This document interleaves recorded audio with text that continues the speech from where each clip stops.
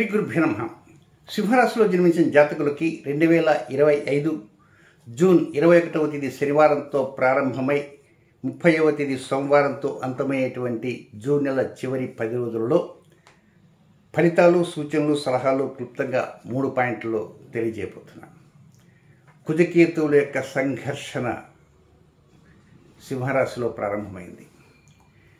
June 7 నుంచి next month July 28 వరకు దీని ప్రభావం ప్రపంచవ్యాప్తంగా కొంత శాంతిని విచ్ఛిన్నం చేసే విధంగా ఉంటుంది.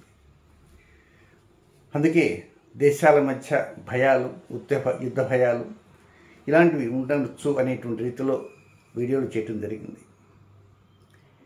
ఒక 3-4 రోజుల నుంచే, అంటే ఈ కుజకేతుల సంఘర్షణ ప్రారంభమైన తర్వాత నుంచే ఇజ్రాయిల్, ఇరాన్ దగ్గర యుద్ధ భయ వాతావరణాలు చాలా తీవ్రంగా ఉన్నాయి. ఈరోజు పేపర్లో చూస్తే దాని పరిస్థితి చాలా విపరీతంగా ఉంది.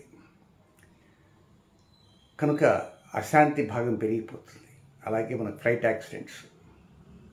నిన్నటికి నిన్న దుబాయ్లో ఐ థింక్ 62 లేక 67 అంతస్తులో ఉన్న పెద్ద బిల్డింగ్ కంప్లీట్ షార్ట్ సర్క్యూట్లో ఇరుక్కుంది. 3210 మంది అందులో ఉన్నారు. కొంతమంది ప్రాణాలతో బయటపడ్డారు, కొంతమంది విగత జీవులైనారని కొన్ని వార్తలు న్యూస్ ఛానల్స్లో వచ్చాయి, సోషల్ మీడియాలో కాదు. కనుక కొంత ప్రపంచవ్యాప్తంగా దీని ప్రభావం ఉంటుంది. అందుకే మంగళవారాలలో యమగండ కాలం సమయంలో కర్పూరాన్ని వాసన చూడమని చెప్పడం జరిగింది. అలాంటి మంగళవారం రేపు 24వ తేదీ వస్తుంది. ఇక మరొక చిన్న గమనిక, బెంగళూరు నేను ఫస్ట్ వీక్లో 2 days ఉంటానని చెప్పాను, రాబోతున్నాను. కానీ అక్కడ ప్రజల యొక్క స్పందన నాకు ఆ 2 రోజులు చాలేటట్టు లేదు. అందుకే ఆ 2 రోజులతో పాటు తిరిగి జూలై నెల 3వ వారం చివరిలో మరొక 2 రోజులు ఉంటాను. అంటే మొత్తం 2 విడతలుగా బెంగళూరు నగరానికి వస్తాను. ఫస్ట్ వీక్లో వస్తాను, 3rd వీక్ లాస్ట్లో వస్తాను. కనుక అపాయింట్మెంట్ కావాల్సిన వారు 9348632385 ఈ నెంబర్కి కాల్ చేసి అపాయింట్మెంట్ తీసుకోవచ్చు. ఇక నెక్స్ట్ మొదటి పాయింట్కి వస్తాం. 9వ స్థానంలోనే, అంటే అదృష్ట స్థానంలోనే చంద్ర సంచారం జరుగుతున్నది. 21వ తేదీ ప్రారంభం నుంచే కొంతవరకు అదృష్టం అంతా అనుకూలంగా ఉన్నది అనేటువంటి రీతిలో మీ ఆలోచన ఉండవచ్చు. చాలా గొప్ప నిర్ణయాలని తీసుకుంటాము, ఎక్కడెక్కడికో వెళ్ళిపోతాము అనేటువంటి ఆలోచనతో కూడా ఉండవచ్చు. కానీ 21వ తేదీ, 22వ తేదీ, అంటే ఈ పాయింట్, మొదటి పాయింట్ 21వ తేదీ ఉదయం నుంచి 22వ తేదీ మధ్యాహ్నం 11:04 వరకు ఈ మొదటి పాయింట్ ఉంటుంది. కనుక ఈ మొదటి పాయింట్లో తండ్రితో మాట్లాడే సమయంలో చాలా జాగ్రత్తగా మాట్లాడండి. కోపాలకి, కలహాలకి తావివ్వద్దు.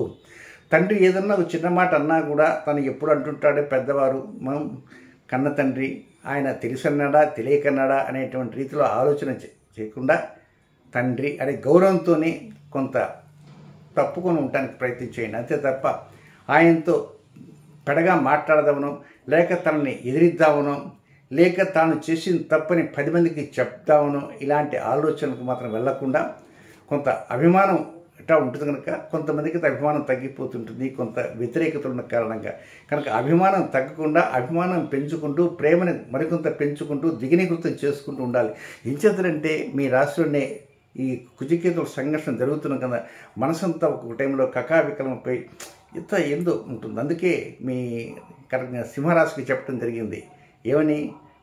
ఉద్యోగము, వ్యాపారము, ఆరోగ్యము, వాహనము, గృహస్థానము, వాహన స్థానము ఇలాంటి అంశాల్లో జాగ్రత్త తీసుకొని, మానసిక, శారీరక అంశాలను కూడా జాగ్రత్త తీసుకోండి.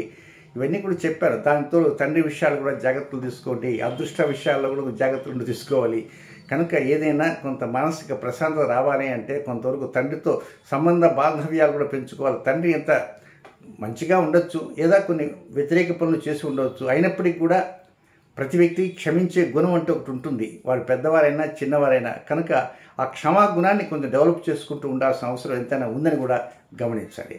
నెక్స్ట్ మరొక విషయం గమనించాల్సింది ఏంటంటే, ఈ రాశిలో ఉన్నటువంటి వారు ఈ మాటను, తండ్రి ఎలాంటి అనుకూల పరిస్థితులున్నా, ప్రతికూల పరిస్థితులున్నా, అనుకూలతలు చేసినా, వ్యతిరేకత చేసినా క్షమాగుణంతో ఉండాలి. ఎందుకు క్షమించాలండి మేము అని?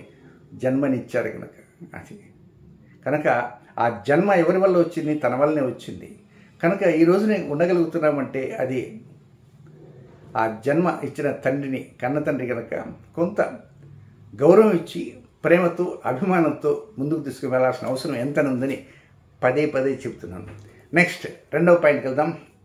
22వ తేదీ మధ్యాహ్నం 11:04 ప్రారంభమై 26వ తేదీ రాత్రి 1:40 ఉన్న వరకు ఉన్నటువంటి టైం అంతా కూడా చాలా ఆనందంగా గడిచిపోతుంది, సరదాగా గడిచిపోతుంటుంది, లబ్ధి కనబడుతుంటుంది. లాభాపేక్ష ఏ విధంగా చేస్తే లబ్ధి వస్తుంటుంది అనేటువంటి ఆలోచన మీద కూడా మీ యొక్క మైండ్ చక్క చాలా స్పీడ్గా జెట్ ఫ్లైట్ వేగంతో పరిగెడుతుంటుంది.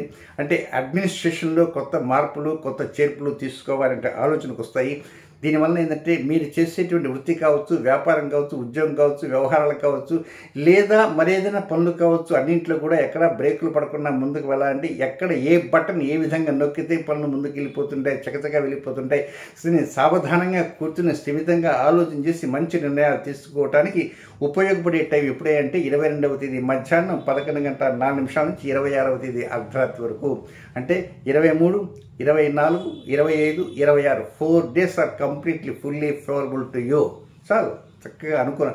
4 రోజులు 96 గంటల పాటు ఎంత అనుకూలంగా పరిస్థితులు వస్తాయి. కనుక ఈ మనసు అనేటువంటి దాన్ని కరెక్ట్గా కంట్రోల్ చేసుకోవడానికి అవకాశాలన్నీ కూడా ఈ 96 గంటలు ఉంటాయి. నెక్స్ట్ మూడవ పాయింట్, 26వ తేదీ రాత్రి అర్ధరాత్రి 1:40 నుంచి 30వ తేదీ అర్ధరాత్రి వరకు ఉండేదంతా ఇంత 50-50. ఇది 50-50 అనుకోవచ్చు, 60-40 అనుకోవచ్చు, 40-60 అనుకోవచ్చు. ఏదైనా లాస్ట్ 4 రోజులు అనమాట. అంటే జూన్ నెలలో చివరి 4 రోజులు 27, 28, 29, 30. 27, 28 ఏంటంటే అది కొంచెం అనీజినెస్ ఎక్కువగా ఉంటుంటుంది. డబ్బులు చేతిలో లేని కారణంగా కొంత అనీజినెస్ వస్తుంటుంది. ఏదైనా అర్జెంటుగా డబ్బు ఖర్చు పెట్టాల్సిన పరిస్థితి ఏర్పడుతుంది కనుక అనుకోకుండా ఖర్చు, అది కూడా అవసరమైన ఖర్చు కాదు, అనవసరం ఖర్చు పెట్టాల్సిన కారణంగా కూడా ఆ అనీజినెస్ అనేది వస్తుంటుంది. కొంత మనసుని కష్టపడుతూ డబ్బులు ఖర్చు పెట్టేస్తారు. కనుక మనసు వద్దంటుంది, ఖర్చు పెట్టవద్దంటుంది, కానీ తప్పదు కూడా. కనుక 27, 28 2 రోజుల్లో కూడా చేసే పనుల్లో కొన్ని చోట్ల బ్రేక్స్ పడే అవకాశం ఉంటుంది, కొన్ని పోస్ట్ జరిగే అవకాశం ఉంటుంది, కొన్ని ప్రోగ్రామ్స్ క్యాన్సిల్ అయ్యే అవకాశాలు ఉంటాయి. అనుకోకుండా అకస్మాత్తుగా కొన్ని చోట్ల వెళ్లాల్సిన పరిస్థితి ఏర్పడుతుంది. దానికి డబ్బులు కూడా ఖర్చు అవుతుంటాయి, శారీరక శ్రమ ఉంటుంది, మానసిక శ్రమ ఉంటుంది, డబ్బు శ్రమ ఉంటుంది, అన్నీ ఉంటాయి.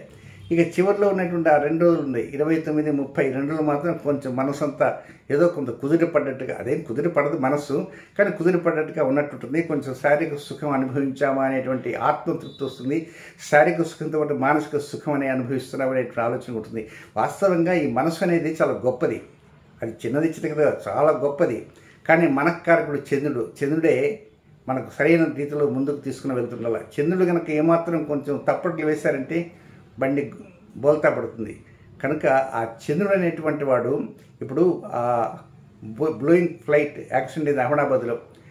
ఒక ప్యాసింజర్ ఢిల్లీలో ఎక్కాడు, ఆయనకి ఏసీ నచ్చలేదు, అది నచ్చలేదు, ఇది నచ్చలేదు. అతను ఢిల్లీ నుంచి అహ్మదాబాద్ దాకా ప్రయాణం చేశాడు.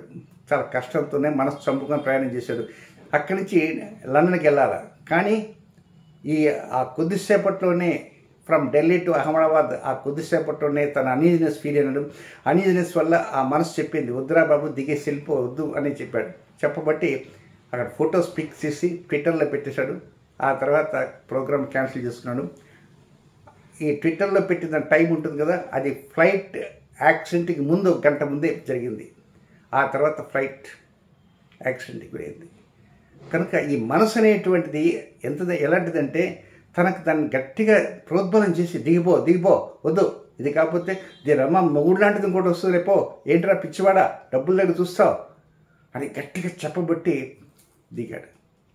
అది డబ్బులు పోయినాయి, బాధ, కానీ మనిషి మిగిలాడు. కనుక అంత గొప్పది మనస్సు. సామాన్యమా చంద్రుడు? ఈ చంద్రుడు ప్రపంచం అంతా 27 రోజులు తిరిగి వచ్చేస్తాడు. కనుక ఆ చంద్రుడి యొక్క రన్నింగ్ని బట్టి మేము రాశి ఫలితాలు చెబుతుంటాం. కనుక అలాంటి చంద్రుడు చంద్ర సహోదరి మహాలక్ష్మీదేవి యొక్క సోదరుడే. ఆ తల్లి ఉండాలంటే సోదరునికి కూడా మనం చేయాలి. ఆ సోదరుడు ఎవడో కాదు, మన మనస్సే. మన మనస్సే మనకు శత్రువుగా ఉంటుంది, మనస్సే మనకు ఆత్మగా మనకు మిత్రుడుగా ఉంటుంది. కనుక శత్రువుగా ఉన్న మనస్సును శత్రువుగా కాకుండా మిత్రుడిగా చూసుకోవాలంటే మనస్సును సరైన రీతిలో పెట్టుకోవాలి. ఆ మనస్సును సరైన రీతిలో పెట్టుకోవడానికి కోసం ఇలాంటి చిన్న చిన్న పరిహారాలు చెప్పేది. అందుకేక ఈ మనక్కాల చంద్రుడి యొక్క వారం ఏం వారం తెలుసా? సోమవారం. ఆ సోమవారానికి అధిపతి చంద్రుడే. అందుకే సోమవారం సంబంధించి ఒక మంచి రెమెడీ కూడా నేను త్వరలో అందిస్తాను. సమయం లేదు, ఆ సమయం దొరికినప్పుడు ఆ రెమెడీ అందిస్తే దాని ప్రకారం మీరు చూసుకోవడానికి ప్రయత్నం చేయండి. ఎందుచేతనంటే నేను గతంలో చెప్పుకుంటూ వచ్చా, గురు సంబంధంగా కొన్ని వీడియోలు అంటూ చేశాను. కానీ నాకు అప్లోడ్ చేయడానికి నాకు మనసు సంకోచిస్తున్నది. ఎందుచేతనంటే ఆ గురువు వల్ల కొన్ని సమస్యలు అంటూ ఉన్నాయి. ఆ గురువు మృగశిర ఆరుద్ర నక్షత్రాల్లో వచ్చినప్పుడు కొన్ని సమస్యలు వస్తాయి. ప్రస్తుతం ఒక లేడీ కూడా అదే, శర్మిష్ఠ లేడీ కూడా అదే చెప్పబోయింది. కనుక వీటలాంటి వాటిని కొన్నింటిని జ్యోతిష్ శాస్త్రంలో మనకు తెలిసినప్పటికీ కూడా కామ్గా ఉండాలి. అందుకే నేను అందరికీ ఊరించా, గురు సంబంధమైన వీడియోలు పెడతాను కానీ కొన్ని ఇబ్బందులు ఉన్నాయి అని చెప్పుకుంటూ అయినా కూడా బాధపడతారేమోనే అని ఆలోచిస్తూ, ఏమో కొంతమందికి బాధపడతారు, కేసులు పెడతారు. అందుకే తప్పకుండా చేశాను, వీడియోలు చేసి కూడా నేను డ్రాప్ అయిపోయినా. ఎందువల్లంటే ఆ గురు సంబంధం కొన్ని వ్యతిరేకతలు ఉంటున్నాయి కనుక వాటిని పక్కకు పెట్టేశాను. అందుకే దాని జోలికి పోలేదనమాట. సో ఏది ఏమైనా కొంతవరకు మనసును కంట్రోల్ చేసుకుంటూ అతిగా ఆలోచన చేయకుండా మితంగానే ఆలోచన చేస్తూ ఉండటానికే ప్రయత్నం చేయండి.